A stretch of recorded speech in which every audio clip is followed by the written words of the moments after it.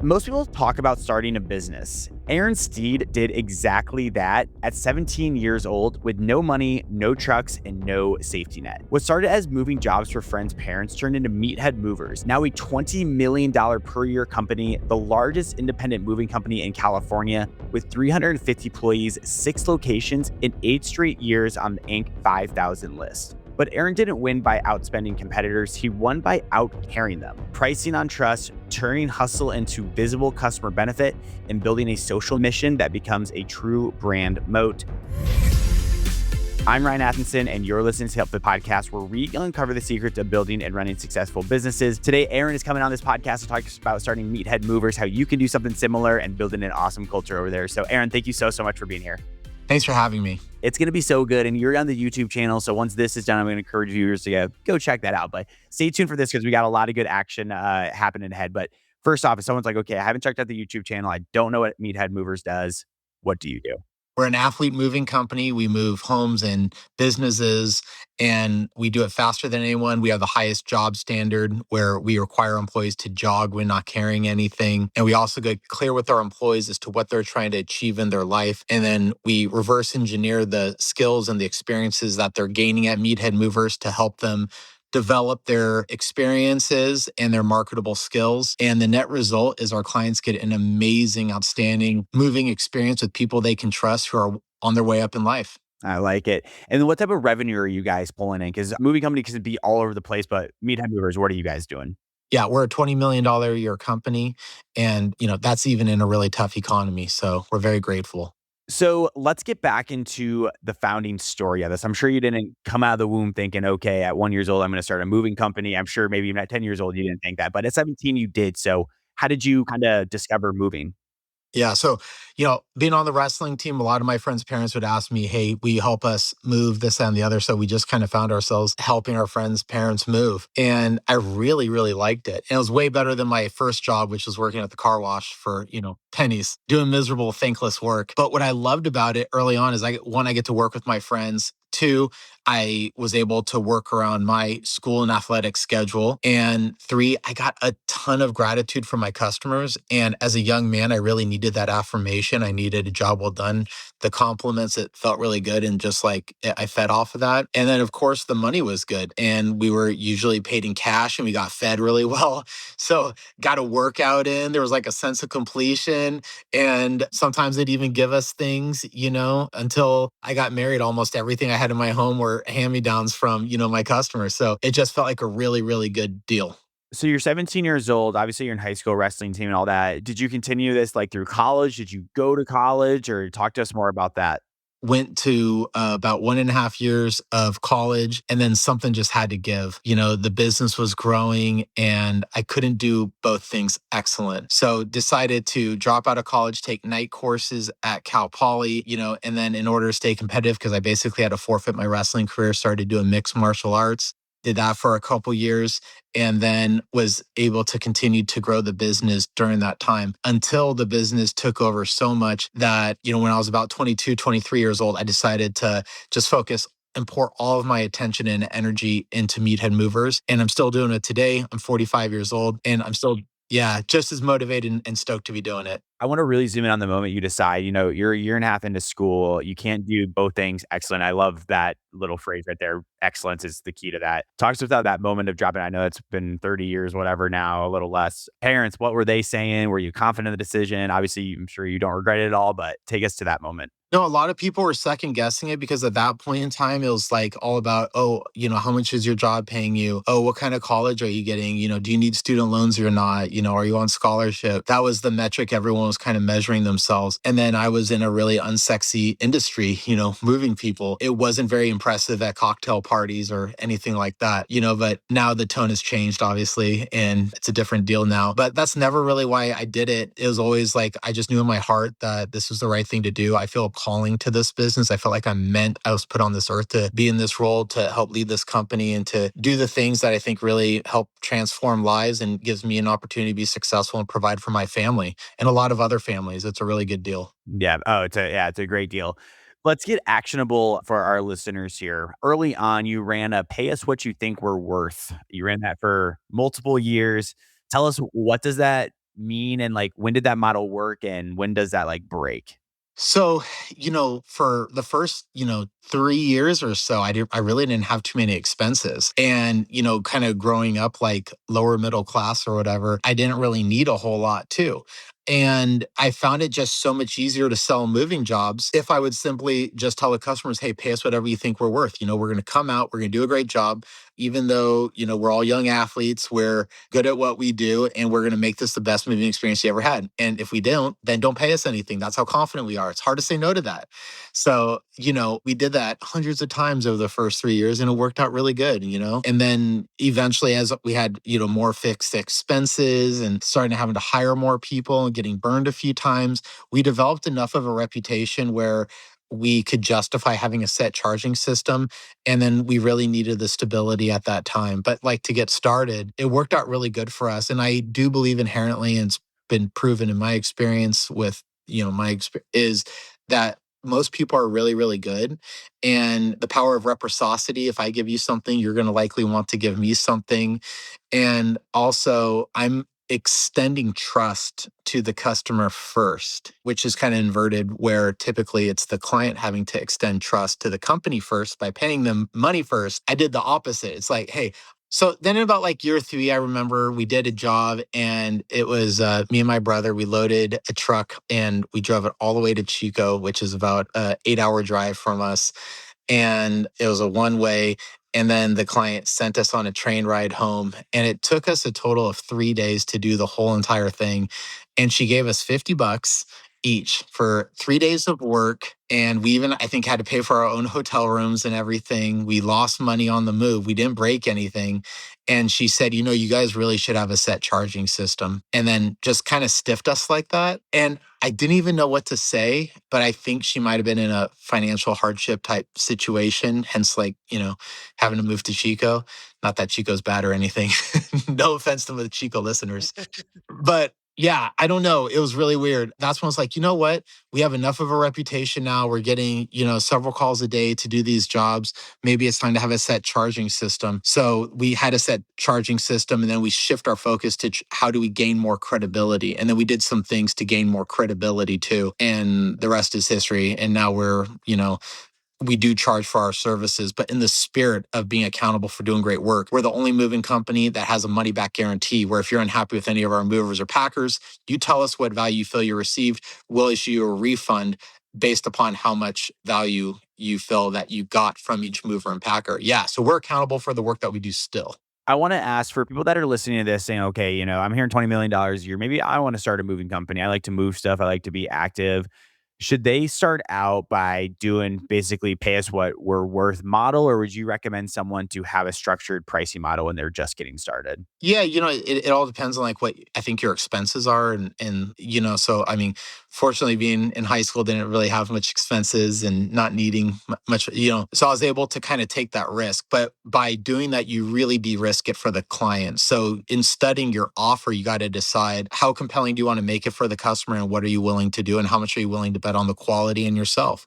So I was on a lot of these moves, most of them, and the people that were on them, I knew and trusted. And I had my hands on them with the training and set expectations clearly and followed up with every client every single time too. And I had a plethora of people wanting to work with us. So I was extremely confident in the value that we were able to provide. I think it's a way of getting a lot of business, but it's you're really kind of betting on yourself and you're betting on the people in your community. Being from San Luis Obispo, there's a ton of wonderful people here. It's a very, voted happiest city in the United States and educated and fairly affluent, all that. So I felt very comfortable and confident offering that in this community because I know my town and I know my people. Are you ready to launch, grow, and scale a business?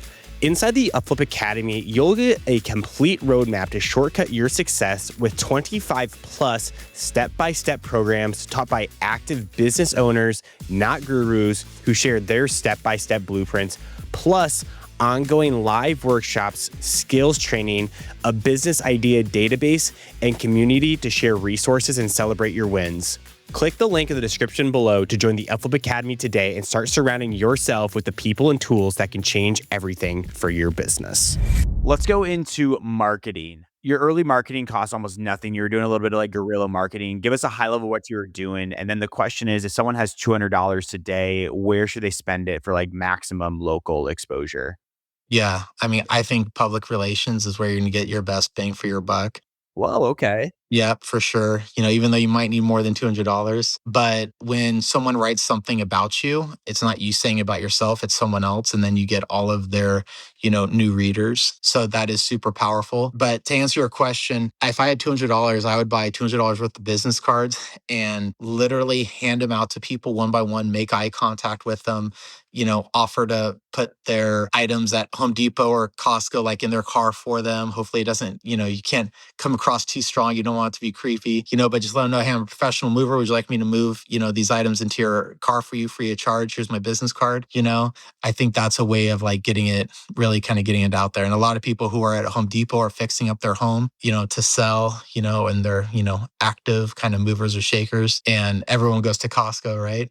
But it's all about like the human connection. I think in a digital world and as distracted as we are, I think people are really seeking to have like genuine, authentic connection and lean on someone they can trust because it's so easy to be fooled online. And even like a lot of reviews now are fake. We all kind of know that. So it's like hard to kind of sift through what's real and not on the phone and on the tablet. So if you're going to have a local in-home service business, get out in the community, meet the people, make eye contact, do things that matter, and be creative. As intuitive creatures, like people can tell, like, are you a good person? Are you straight up or not? What I love about doing the Home Depot, as you said, is like that's kind of where your like ICP would also be, like your ideal customer profile there, just because like people are moving. I'm sure that was like intentional for you. Give us kind of like what that script would be if I'm going to go approach you at Home Depot. Like, what should I be saying to you? Because I do think that's a really good advice for people that are listening. Is that's not scalable, but sometimes non-scalable things like actually do. And I do think that is something like when give us a quick script. Like, if I'm approaching you, I say, "Hey, I'm a mover. I can move this stuff. Give me a call."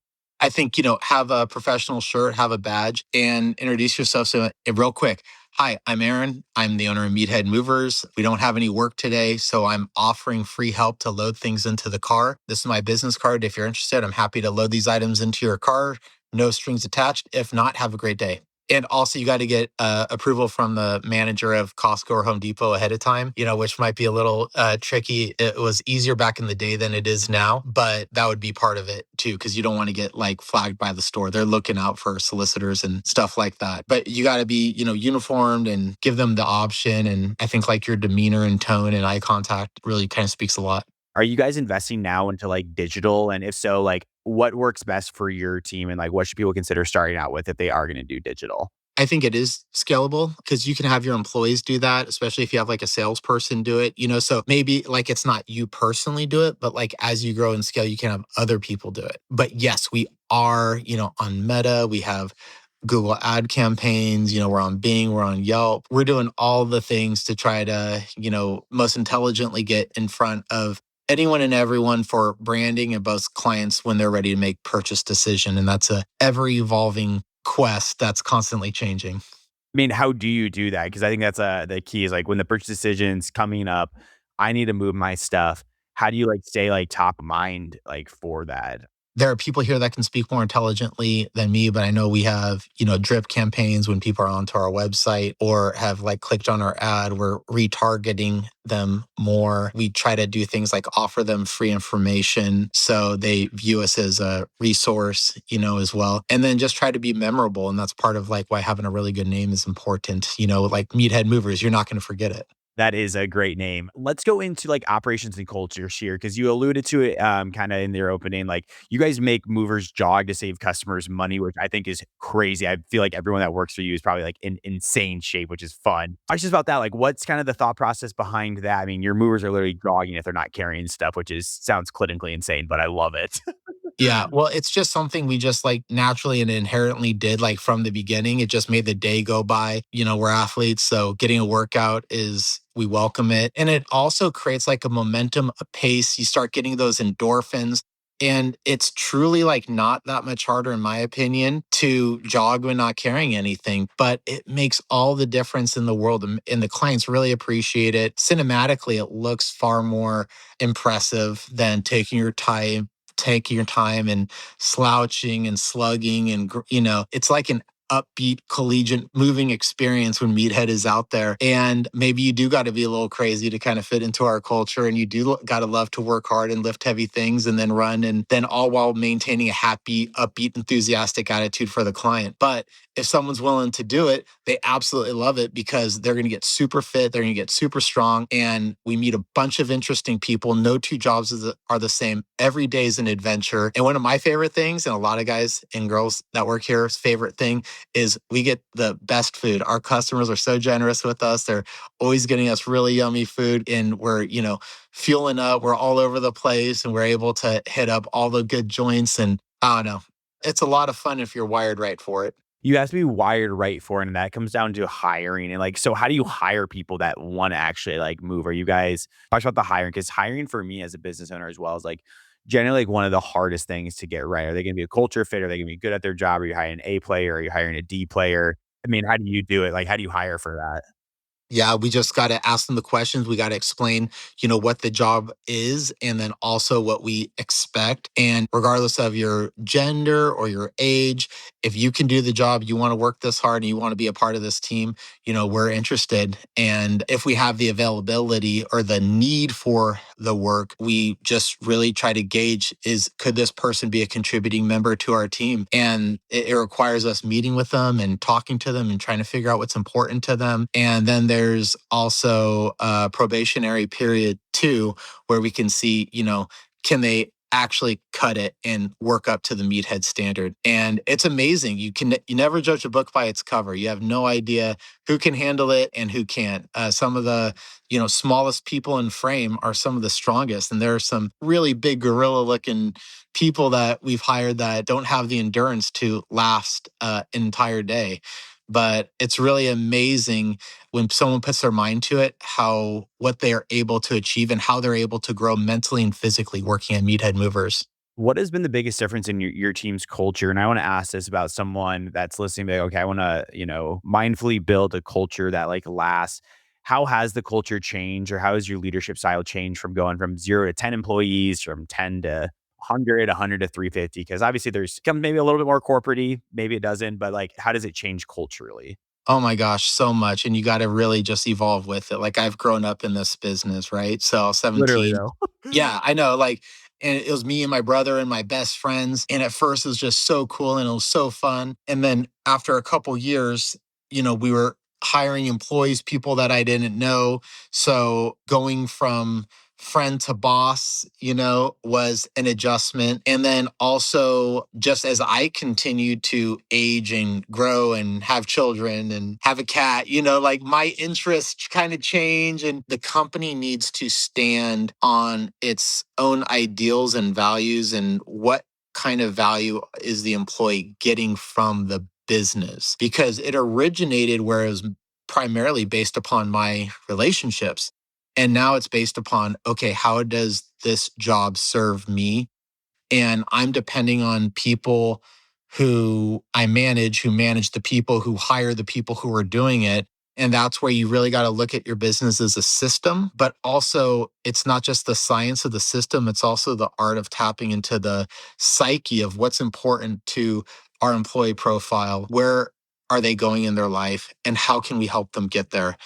So many people do internships to try to advance or better themselves, where they're literally willing to sacrifice a summer and give away hundreds of hours of their time to gain the experience on a letter of recommendation in the hopes that will help make them a more marketable person who will get paid more, get a better job. The skills you learn at Meathead Movers are so incredibly valuable.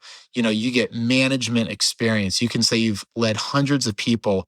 You're responsible for transporting hundreds or thousands of or millions of dollars worth of goods. You're problem solving in high stress situations. You get commercial driving experience. You go through our leadership training program, our customer service program, and you leave a much better person. But how do you get them to communicate that to their next employer? And we actually help them do that too. So if you can help your employees connect the dots as to, where they're trying to go in life and how this job is going to help them, and then how they can actually apply it. At the end of the internship, you get a letter of recommendation, And with us, we don't just offer letters of recommendation. We'll actually call the hiring manager for the next job that you're trying to get, so long as it's in line with your career goal path. So we're actually helping turn over our employees. And if they believe and everyone else believes that, hey, this is a training ground for me to elevate and advance myself, they're going to know you care about them, and they're going to know they're in a good place, and they're going to know that they're helping their future self. And that's powerful. Yeah, that is so powerful, and I love like the thought process. I can tell like there has been genuine thought behind that. I've never heard of an employer like actually calling the next hiring manager and giving that. So was that like your idea, or like whose idea was that? A lot of our employees for years were just asking for letters of recommendation, but it's so much more compelling when you can actually get on the phone and talk to the person. It also saves a bunch of time. And then you're actually able to help sell them as well. You're able to help sell the, current or former employee to the next hiring manager. And then when they go on and get that job, we celebrate it. We talk about it like, hey, remember so and so who used to work here? Well, now they're a junior CPA, and their experience here helped get them that job. We tell those stories, and that's like part of how you get into the Meathead Hall of Fame. Before we go into our fan blitz here, I just kind of want to reflect back on, Aaron from 17 to 45. For you, which was the time where you like felt like you grew the most professionally, personally through this, whatever, again, 28-year journey, whatever it is? We're going on 29 years next month. Wow. And yeah, and there have been 4 separate occasions where we've almost lost the business due to huge adversities, whether it be, cash flow or economy, or even most recently, a federal lawsuit that we, have been able to overcome. And during those challenging times is definitely where I've grown the most. So when you have to reflect and ask yourself, is this worth it? Am I willing to go through this? Is this business worth suffering for? Am I willing to risk it all? There have been 4 different occasions where we've almost lost the business in our 29-year history. And each and every single one of those times, we've made it out stronger, with more wisdom, more grateful, and then we emerge, more profitable and better. So it's there's a lot of faith in it, and the the comfy, cushy times um, are is not where we get the biggest lessons. It may feel the best, it may be the most relaxing, good for my cortisol levels and all that, but it's truly not where you're able to gain those lifelong wisdom.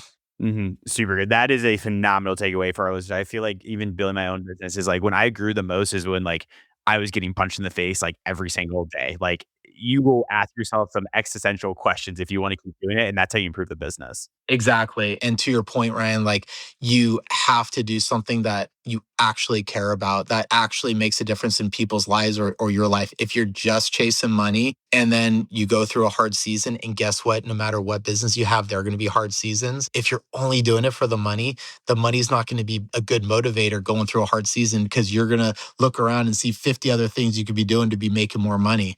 But like, if you really think what you're doing is important and meaningful and it's your calling, then that is what you're going to lean on. That's going to be your fuel source to get through those hard times. And then once you get through the other side is when you reach a new like level up.